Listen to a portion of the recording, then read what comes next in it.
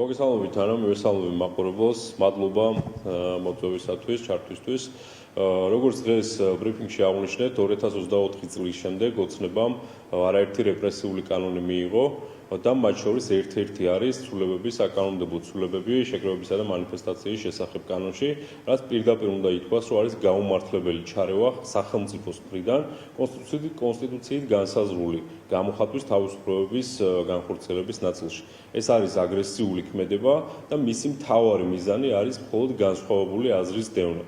ყოველივე ზემოთ აღნიშნულიდან გამომდინარე, ჩვენ დღეს დავანიცდეთ ტექნიკურად ორშაბათს დარეგისტრირდება უკვე შესაბამისი საკანონმდებლო პაკეტი ცვლილებების, როგორც შეკრებისა და მანიფესტაციის შესახებ კანონში, ასევე თანმდევ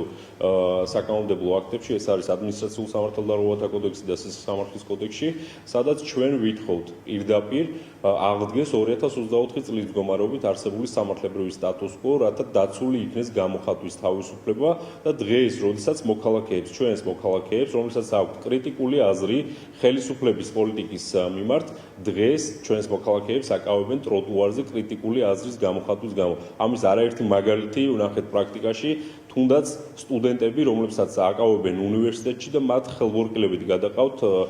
საპატიმრო დაწესებულებაში. შესაბამისად, ჩვენ ვითხოვთ ხელისუფლებისგან კონსტიტუციით განსაზღვრული ფუნდამენტური უფლებები, გამოხატვის თავისუფლება იქნას დაცული და ის ბალანსი, რეალური ბალანსი, კონსტიტუციური ბალანსი, რაც იყო ადრე, ამ კონკრეტული ჩვენი ინიციატივით მოხდეს ამ ბალანსის აღდგენა. სამწუხაროდ დღეს ოცნების მიერ მიღებული რეპრესიული კანონმდებლობებით და მათ შორის იმ ცვლილებებით, რაც ბოლოს არაერთხელ რამდენიმეჯერ იქნა მიღებული შეკრებისა და მანიფესტაციის შესახებ კანონში, ამით ეს კონსტიტუციური ბალანსი დარღვეულია და ჩვენ სწორედ ვითხოვთ ამ 2024 წლამდე არსებული სამართლებრივი სტატუს quo-ს დაბრუნებას. რა თქმა უნდა, ეს შეიძლება ზოგისთვის, ასე ვთქვათ, არ იყოს ეს 2024 წლამდე არსებული სამართლებრივი ჩარჩო მისაღები, მაგრამ ჩვენ ვითხოვთ რეალურად დაუბრუნდეთ იმ ნორმალურ საწყის დემოკრატიულ, ასე ვთქვათ, პროცესებს, საიდანაც ოცნებამ რეალურად დაიწყო არაერთი რეპრესიული ნაბიჯი და დააზიანა ჩვენს ქვეყანაში. დარწმუნებული ვარ, იცნობთ,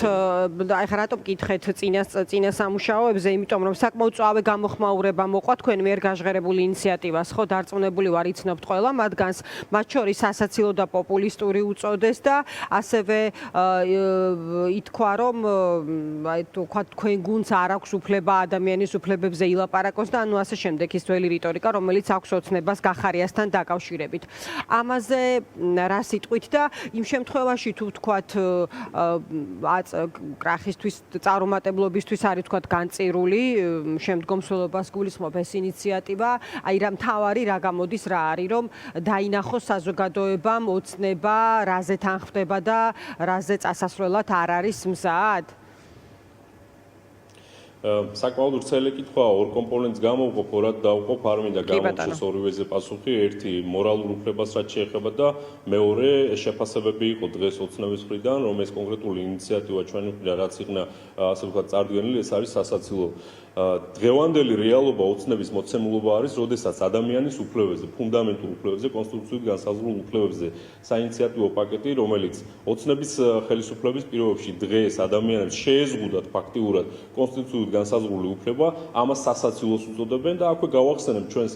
მოქალაქეებს, რომ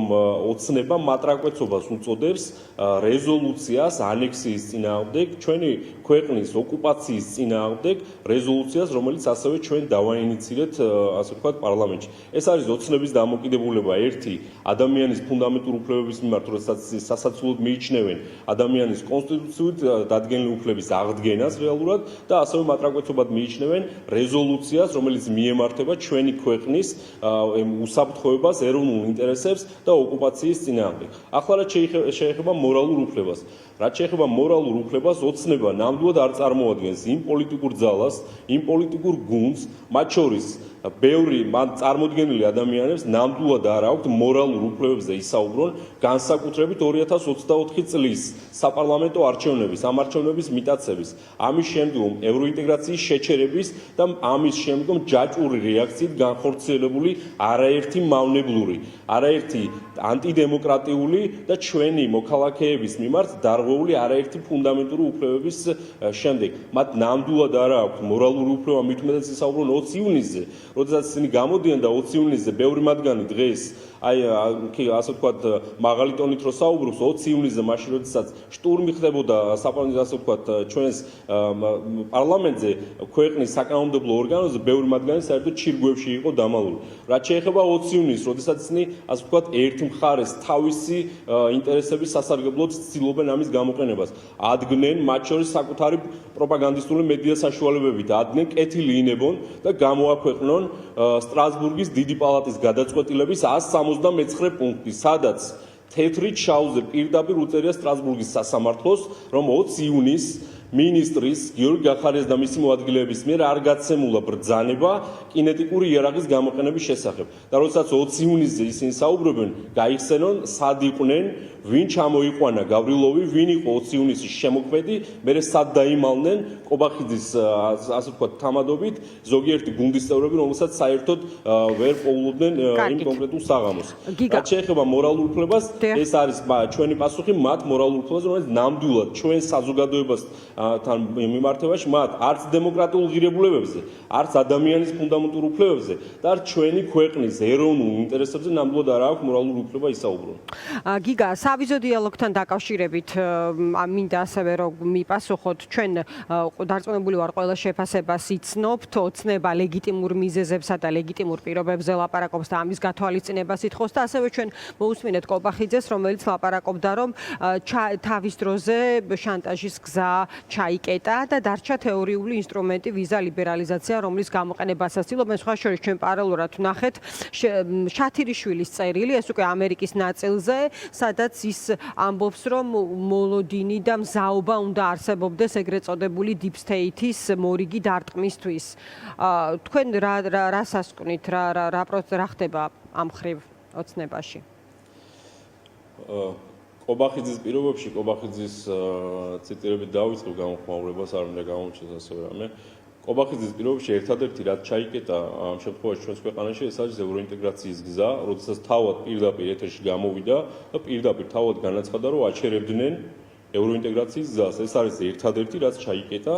ერთ-ერთი და ამის შემდეგ ის დემოკრატიული პროცესები რა როგორ განვითარდა, ამაზე რაღაც ვისაუბრე, არ განმეორდები. რაც შეეხება უვიზო მიმოსვლის ნაწილს, უვიზო მიმოსვლის ნაწილზე დღეს ოცნება ცდილობს ეს გადაიყვანოს თითქოს ჩვენი სტრატეგიული პარტნიორების მხრიდან, ევროკავშირის მხრიდან შანტაჟი მიმდინარეობს ჩვენი სახელმწიფოს მიმართ. ეს ნამდვილად არ არის, ასე მე მინდა ჩვენს ასე ვთქვათ მოქალაქეებს უთხრა, განსაკუთრებით უთხრა ოცნების ამორჩეველს, რომლებიც უსმენენ დღეს ამ ძლავ პროპაგანდას. დღეს თუ ვინმე აშანტაჟებს ჩვენს ქვეყანას, ეს არის ოცნება, ირაკლი კობახიძე და ივანიშვილი, თუნდაც ჩვენი რიგითი მოქალაქეების უვიზო მიმოსვლის შეჩერება ან ასე ვთქვათ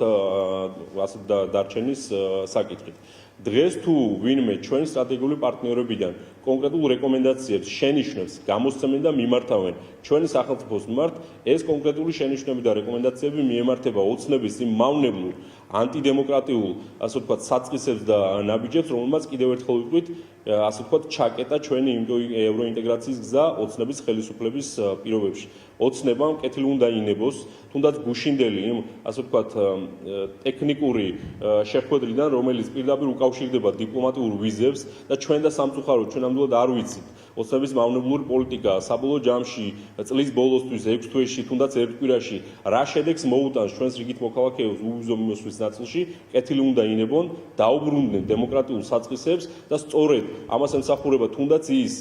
ჩვენი ინიციატივა, დღევანდელი ინიციატივა დაბრუნდეს ქვეყანა დემოკრატიულ საწყისებთან, აღუდგეს ჩვენს მოქალაქეებს ის ფუნდამენტური უფლებები, რომელსაც ყოველდღიურად სამწუხაროდ დღემდე ლახავს ქართული ოცნება. შესაბამისად, როდესაც ეს ფუნდამენტური პრობლემები დღის წესრიგში არ იქნება ჩვენს სახელმწიფოში, ბუნებრივია ჩვენს ქვეყანას, ჩვენს მოქალაქეებს ნამდვილად არ იქნებათ იმის საშიშროება, ხვალ იქნება თუ წლის ბოლოსთვის იქნება შეუჩერდეთ უვიზო მიმოსვლა. რაც შეეხება შათირიშვილის ზღაპრებს და გამოხმაურებებს, ოცნებას როდესაც უჭირს, ოცნება ზოგადად უჭირს საგარეო პოლიტიკური ვექტორის მიმართულებით, მაგრამ როდესაც თავის პროპაგანდას ვერ ეხმარება, გამოაგორებენ ხოლმე, ასე ვთქვათ, ასე შათირიშვილს და სხვა ფილოსოფოსებს, რომელსაც რაღაც ზღაპრული წერილებით ცდილობენ ჩვენი მოქალაქეები უაზრო პროპაგანდაში გახვიონ. რაც შეეხება შეერთებულ შტატებს, შეერთებული შტატები არის ჩვენი ქვეყნის დამოუკიდებლობის ისტორიის მოპოვებიდან ერთ-ერთი მტკიცე უძლიერესი სტრატეგიული პარტნიორი, რომელთაც ჩვენ ნამდვილად უნდა გქონდეს სტრატეგიული კომუნიკაცია აღდგენილი, მაგრამ დღემდე ჩვენ და სამწუხაროდ ისევ და ისევ ოცნების მავნებლური პოლიტიკის შედეგად ეს ვერ ხდება. ეს აზიანებს არა რომელიმე პოლიტიკური პარტიის ინტერესებს, ან ასე ვთქვათ, დღის წესრიგს, ეს აზიანებს ჩვენი ქვეყნის ეროვნულ უსაფრთხოებას და ჩვენი ქვეყნის ინტერესებს.